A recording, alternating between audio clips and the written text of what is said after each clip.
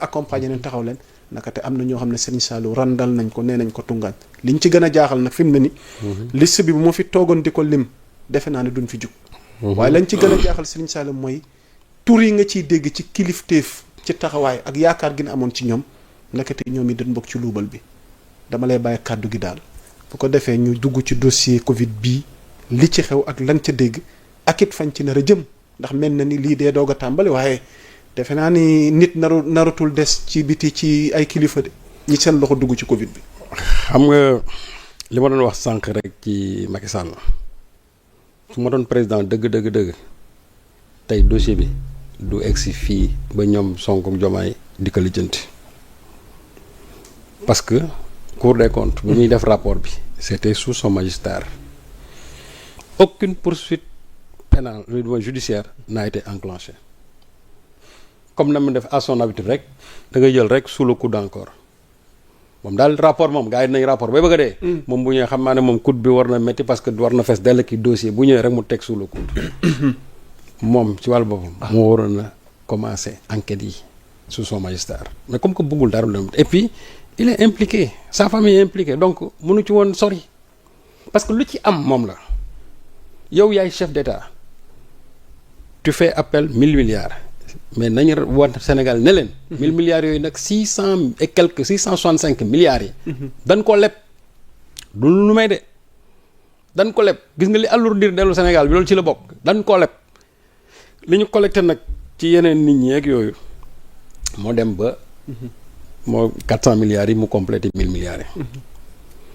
mais xaalis boobu lañ ci waroon def yaa Moussa du nañu nekk ci mbas feebar moi je crois que exclusivement c'est le ministère de la santé daanaka moom la ñu waroon jagleel lépp parce que moom rek moom rek lañu soxla moom la ñu war a jagleel lépp mais on a pris l'argent c'est-à-dire à d'autres fins mais dañuy dimbale kii dañuy dimbale mbër yi dañuy dimbale artistes yi dañuy dimbale nangam dañuy dimbali ñii et cetera dimbal baax na waaw très bien mais ndi ñi bala nga leen dimbali ci ay lekk ak yooyu c'est-à-dire faj leen dëgg la ñu luñ ko doon soxla mooy nit ñi lañ leen faj Sénégal les gens fii nit du fi dee xiif exactement quelle que soit la situation ministère de la santé wax ji yëpp 112 milliards la ñu am ci mbir mi sur 1000 milliards alors que ñoom essentiellement xaalis boobu foofu la waroon dugg ci lan lañ ci jël comme matos dara presque jënuñu ci dara loo xam ne luy faj Sénégal yi dara imaginez que yaa Moussa y a tellement combien de Sénégalais sont morts par manque d'oxygène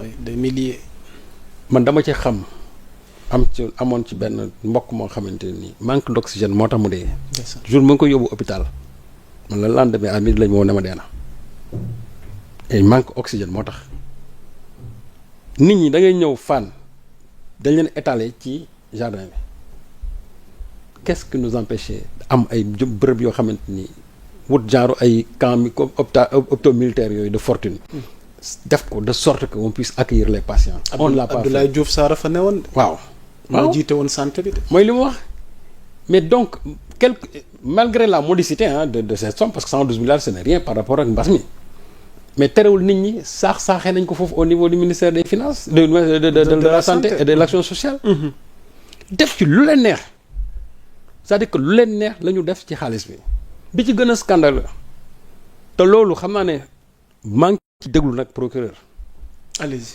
c'est-à-dire que le marché de 15 milliards bi nga xamante ne on a donné ça à Kati Gadiaga te moom voyagiste la de 4 agences de voyage moom du spécialiste non de dëggum la santé de du spécial alors que moom voyagiste la waa PNA ñi ngi fii waaw joxuñu leen ko pharmacie nationale d'approvisionnement ñi nga xamante ñoom loolu mooy seen liggéey habilité ci loolu ñu jéggaani leen jox ko koo xamante ni moom ci ay voyage lay organiser agence am la yore waaw ñu jox ko marché ñu matériel jox ko marché boo xamante ne ni 17 marchés à hauteur de 15 milliards moo waay lan lañ ci am dara pratiquement dinañ la livrer les marchés et cetera mais ñun xam nañ ne am na foo xamante ni sax am na lu ñu war a def te fu ñu ko mais peut-être loolu enquêteurs yi ñoom dinañ ci egsi donc déjà rek ça c'est un problème mais li waral loolu parce que Macky moo jël disposition express boo xamante ni ne marché yi wooy contenu mbas meeg yooyu léegi nit ñi mën nañ def seen i gré à gré voilà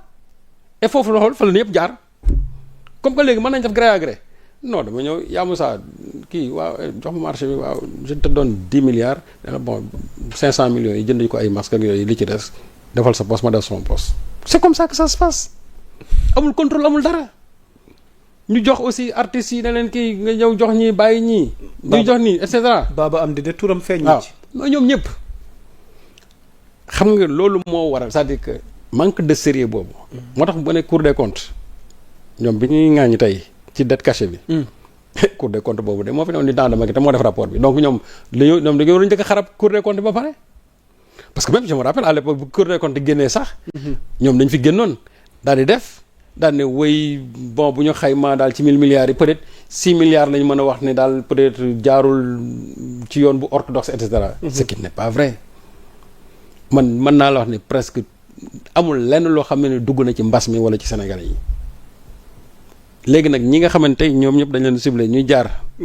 foofu. ñooñu nag ce sont les petits poissons de. ah.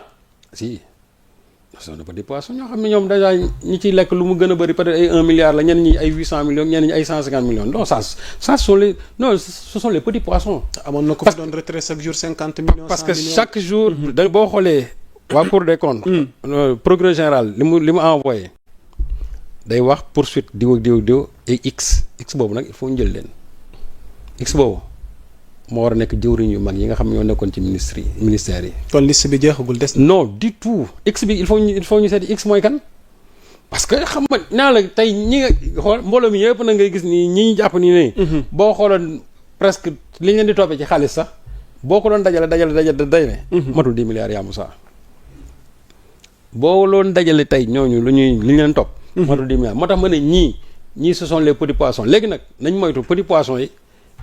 ñu làq les gros poissons. ñoom sax comme nga baal maa ngi jot ci xibaar. ku mel ni Baba Amdi nee nañ jotagum na cautionné 2 millions. am na ñeneen ñu cautionné tamit. parce que ñoom ils sont tous prêts à acheter leur liberté. et tamit sëñ Saliou am na la nga ma ci waxoon jamono yële. ci wàllu médiation pénale yi tamit. mu laa la wax mënuñu jël. alalu askan bi ba noppi. bëgg a jëndee seen liberté ay caution. c'est pas normal. on ne demande pas seen liberté mais li ñu bëgg mooy. xaalis c'est pas normal moo mënu ko. man li mu mënoon comprendre mooy. je verse intégralement toute la somme. bi nga xam ne ba pare ñu boole ci teel a. waaw da nga war a verser ba noppi ñu boole ci teel a. bu ñu doon dem tey ba option pour ne mën nañ laa bàyyi. waaw ñu ne kon liñ la toppee yëpp indi xaalis bi. soit peut-être ñu ne mën nañ laa bàyyi. mais yow liñ la toppee. waaw daanaka joxe wala ndax la 1/3. asaka bi kay. nga dugal parce que man gis naa quelqu'un boo xam ne dañ ne 150 millions la dugal alors kooku li mu lekk mat na milliard. ñu ne 150 millions la cautionné bàyyi nañ ko. contrôle judiciaire alors que kooku li mu lekk mat na milliard et je pèse bien mes mots gis nga li ma doon wax sànq sur la lenteur de la justice. yaa Moussa lii nga xamante ne nii mooy xew nii. et je sais que ne kaddu Ousmane Sonko gi ça dafa yëngal affaire yi. parce que jour bi mu ko waxee ci ngoon gi la affaire yi commencé. waaw yaa Moussa est-ce que xam nga ne dossier bii nii ba mu pare léegi mat naat. lii nii li ñuy kii nii li ñu yëngal nii. waaw Covid. depuis avril 2024 procureur général jébbal na ko ministre bi. dossier Covid. dossier bii ñu toppee booy gars yi nii. nee naa la depuis avril 2024 procureur général bu cour d'appel jébbal na ko ministre bi. depuis boobu laa xool jébbal na ko ministre bi. Qu'est-ce qui a expliqué cette lenteur presque pendant 12 mois? Aucune enquête n'a été enclenchée. Doguma la see wax du fanaan àllan parce que 150 millions yi ki ñu koy askanale di Mouhamadou Ngom Niang moom sax il est placé sous contrôle judiciaire. Oui moom laa la wax mais il faut voir l'ampleur des dégâts avec ce DAGE. C'est-à-dire qu'il faut nga répertorier c'est-à-dire l'ampleur des dégâts avec ce DAGE. Il donne 150 millions on le laisse. Bon man je n'ai rien contre lui. mais nag alalu askan bi du lu ñuy foyee c'est-à-dire que ñi ba ñuy toog di ko lekk dafa neex te c'est des gens yoo xam dama doon daje ñoom ci plateau yi ñu lay toiser ngay wax ñu bëgg ñu bëgg a justifier li ñu def parce que Ngom Niang mi daje na ak moom plateau wax ci xaalis bi ñu lay toiser bëgg a jël am dëgg ci sa kaw pour wan la ne ñoom la ñuy def loolu mooy lu normal tey yaa ngi yaa ngi consigné ay 150 millions. mën nañu ko bàyyi ak moom ñoom ñii dégâts yi ñuy def bu fekkee loolu la nañ leen bàyyi xaalis moo gën man nee naa leen mënuma concevoir lu toll ni 1000 milliards et je te dis que li nga xamante moo dugg ci askan bi tey boo ko doon xayma matul sax presque 300 milliards yu mët. Je vais même te donner rek un exemple bu gën a tuuti. allez. Avec la direction générale du budget. Feu Moustapha Ba yàlla na ko yàlla yërëm. Personne. Mais quand je dis que au niveau de cette structure-là, rien que rek laa de je dis rien que pour les sphères ministérielles, il y a eu 17 milliards yoo xam ne jusqu'à aujourd'hui personne ne parvient à nous dire où sont passés ces 17 milliards. Parce que 17 milliards yooyu. soo xoolee li ko indi mooy xam nga sphère ministère yu jam ñaajo yi dañuy def chaque année dañuy programmer li nga xamante ne dañ ko war a fay ci bor bi. Exactement. waaye yow nan lañ mën a ñëwee budget ñu jël xaalis boo xam ne dañ ko dégager pour war a mën a fay bor bi nga ñëwaat encore ci Covid bi nga ne la ñu war a fay encore ci bor bi dama koy génnewaat ci Covid muy double dépense. loo xam ne prévoir nañ ko ci budget bi pour fay ko yow nga génnewaat ko encore ci xaalisu Covid bi waaw mais dama ne. Covid bi lan la am ak les sphères ministérielles. dañ wax ne dañuy faj nit ñi dañ leen di faj ci mbas mi waaw mais sphère ministérielle yi lan la ñuy c'est-à-dire xaalis boobu lan moo tax ñu koy génne di ko dugal ci ay sphères ministérielles ba muy nekk double dépense. Et quand la Cour des comptes a interpellé ki nga xam ne moo fa demoon à l'époque. sans réponse ñoom lañ bind Cour des comptes sans réponse te je dis c'est le même modus operandi a été reconduite ci comment dirais-je ci ministre de la santé parce que ministère de la santé premier xaalis bi nga xam moom lañ leen jox. moo doon nekk 52 milliards. Tu sais combien ñaata lañ def seen compte dépôt yi. waaw 44 milliards. Cour des comptes daal di laaj ki nga xamante ne moom moo yoroon xaalis bi waaw 8 milliards yi gab bi 8 milliards yi fan lañ dugg. bon moom mu ne 8 milliards yooyu bon yeneen service de concentré yi nga xamante ne moom le ministère de la santé ñoom lañ ko jël jox leen ko mais moom il n'est pas habilité à le faire. moom xaalis bi moom gérewul ministère de la santé moom il gère le budget na jël xaalis bi dugal ko ministère de la santé mooy xool ay services de décentralisé jox leen ko. Exactement loolu aussi sans réponse loolu nag gis nga yooyu may lay wax noonu déjà 17 milliards a ngoog 8 milliards a ngoog boo jëloon léegi loolu rek déjà mat na 25 milliards rien que au niveau j'ai dit au niveau bii ci sphère ministérielle yi bii ci ministère de la santé te loolu moo c'est le même modus operandi ci yëpp nag parce que am na bu ma la bëgg dollil joxoon nañ fi benn libanais jaaykatu fast food waaw benn montant de 17 milliards ci attribution lu jëmoon ci mbiru marché ceeb tu sais foofu combien on a facturé le kilogramme du riz waaw 125 000 biñ ko xaymaa 8000 tonnes yooyu tey boo jëlee xaalis bi ñu ci dugal c'est-à-dire que benn kilo bu nekk mi ngi dikkee état bi 125 000. waay mais xam nga foofu aussi lu tax du sori foo xam nga du sori. waaw parce que c'est Mansour. waaw le HM là. son ami Amadou Sall. et son père. moo tax foofu du ñu fa sori. lu suul coow loolu. ah non lu ko suul foofu lu ko suul mooy mais parce que le fils du président de la République est impliqué c'est un ami du gars. Et ci information yi ma am il paraît que même le riz était de mauvaise qualité. Il paraît que même c'est du riz quasiment qui était presque moisi. J'ai pas fait la vérification mais c'est des informations que j'ai reçues. Même su fekkoon ne ceeb parfumé ba gën a baax la kilo bi mënul cher wax dëgg yàlla ba quand même bàyyi si foofu. Khady Petit yaa ngi ne seetaan xam naa bu kilo àggee 125 000 francs CFA de yéen ñii ne ci waañ bi. moom xaw ma nu ngeen di def moom kay kon kay. 17 milliards ñu jox ko noonu ci sunu xaalis. comme ça léegi yow. comme ça j'ai dit comme ça parce que foofu Mansour dafa nekkoon. léegi sëñ Saliou balaa ñuy génn chapitre bi léegi Mansour Faye ak ki nga xamante ni mooy Abdoulaye Diouf Sarr ndax kii yor santé Mansour ñu dénkoon ko leneen loo xamante ni presque ñoom ñaar waaw parce que moom dama ne waaw léegi ñoom seen responsabilité Mansour waaw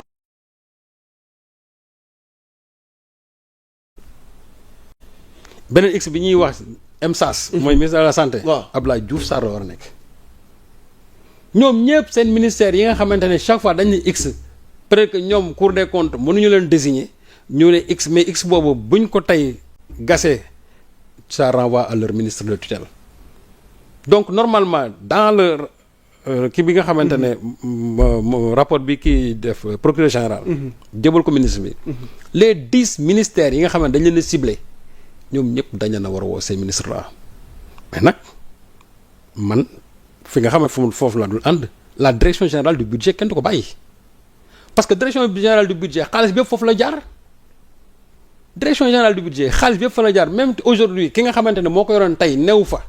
jóge na fi. mais y a des mais y a nécessité d'enquête. quand même si xaalis boobu fu mu dugg. dossier yaa ngi fi. jóge na fi yàlla na ko yàlla yërëm. mais am na ñu mu doon liggéeyal. mais y a des moyens pour savoir où est passé tout cet argent parce que nee naa leen. li nga xamante ne moo jógee yàqu ci direction générale des budgets moo ëpp foofu li nga xam ne moom la ñuy topp ministres yi. billaahi wax naa la ko léegi je t'ai donné un exemple sur les sphères ministérielles 17 milliards yoo xam ne xamuñu fu mu jaar les 8 milliards yi nga xamante ne moo waroon dem dans le compte de dépôt du ministère de la santé ba pare ñu ne dañ ko yóbbu ci ay services décentralisés yoo xam ne ni kenn gisu ko te yooyu ñaar kese la ak yeneen yooyu jël ko nga cumuler ko léegi nga gis fi benn 100 milliards bu taxaw wala mu ëpp ko fuuf waaw léegi nag moo tax ma ne on ne peut pas passer par perte et profit loolu nga xamante ne moo am ci xaalis mbas mi mais ñi nga xam ne moom la ñuy jàpp temps yi coow li moo tax ma ne gis nga coow li bu mu nëbb faut pas que ça cache l'arbre soit l'arbre qui cache la forêt. moo tax ma ne petit poisson yi. bu ñu làq jën yu mag yi. parce que jën yu mag yi ci boppam nee naa leen mooy les grands ordonnateurs ñi nga xamante ne ñoom ñoo nekkoon ci ministères yi muy ministres yi waaw fi ñu del nii xusma ñaap yi rek la ñuy jàpp. te vraiment su fekkente ne avec tout ce route médiatique là on finit par des 150 millions ay 2 millions ay kii di consigner ay 50 millions. man pour man kon il faut qu'on ne perde pas de temps. xam la nañ jël mbas mi teg ko fële ñu dem ci leneen. parce que aussi mënuñu liggéey loolu lépp ak tout ce qui s'est passé les gens viennent pour donner ay 100 millions et cetera alors que l'ampleur des dégâts dépasse largement ça. daf ko dépasser largement laa wax largement. bu fekkente nag dafa am leneen loo xam ne moom lañ ci wund wala bëgg a laax ay ñenn nit ñi aussi on a qu'à le dire. Jili maa ngi lay jaajëfal mi ngi ñuy xamal retour de parquet pour l'ancien DAGE du ministère de la jeunesse son frère sous contrôle judiciaire alors sëñ Saliou pour terminer ak dossier mbas bi ndax xam naa ni jotaay wi pour ñu wax ci lépp du mën a sotti waaye lan lañ mën a retenir pour dossier yu ni mel ak it ëllëg gi nga xamante ni vraiment moom lañ ci war a mën a séntu parce que foo natt métit bi. foo natt vraiment ampleur yi ak dégâts bi comme ni nga ko waxee voilà donc weesu na ko quoi. gis nga Yamatan dinaa ko waxati ko xam naa les gens vont dire que man dama bëgg Sonko mais du loolu Sonko. ba yëf yi commencé lii waxoon na ko keroog ba muy génn palais mën na leen nañu fexe ba li nga xamante ne ñëpp ñoo jël seen ñax def ko ci bu subaa ku nekk sa dërëm fa mu dugg. ñu mën ko xam. loolu de ay waxam la woon. moo ko wax waxal dëgg te yàlla tax moom. boo lii Sonko moo ko wax. ay kàddoom la moo tax ma ne constance moo baax gis nga nit boo jubee yaa Moussa. say waxi dem bu ñu koy teg mooy nekk say waxi tey. fa mu ca taxawoon. fa la taxaw ba tey ji ci la taxaw ba tey ji mën a fa la taxaw donc autorité yi à l'époque. Macky Sall su ko déglu woon kon lii lépp du am. mais nag mbas bi ça a été l'occasion tant rêvée. pour mën a gën a sàcc Sénégalais yi parce que sàcc gi nag ci mbas mi dafa yomboon de sàcc gi. dafa yomboon am na ci sàcc yoo xam ne kenn doon mës a jàpp. parce que yenn marché de gré à gré yi moom ak yi nga xam sax gars yi Cour des comptes aussi xam nga mënuñu gis lépp. mais loo ci bëgg a dégg daal mooy. jël nañ xaalisu Sénégalais yi fooye nañ ko dem lebi au nom du Sénégal fooye xaalis Sénégal jël ko def ko ci seen i compte ca yàlla. léegi nag ñi nga xam ne ñoom la ñuy jàpp fan yii muy je crois au nombre de 25 ñooñu man pour man jën yu ndaw yi lañu mais les requins. requins yi moom bu yaboo après ñu dugg ci géej gi seet leen mooy les gros poissons il faut que ñu dem seeti leen de parce que ñooñu moom la ñu jël moo ëpp li nga xam ne moom la jën yu ndaw yi jël. ok waaw. waxtaan wi day dox di wéy tuuti waajalal leen ma moyen d'accès. ci li nga xamante ni moom mooy yor ñi ko bëgg a am ndax Serigne Saliou bu leen fàtte ni liggéey gu am solo wi nga xamante ni mi ngi xëy suba. loolu daal vraiment di ko waxat. waaw encore ñiy déglu. abonné leen.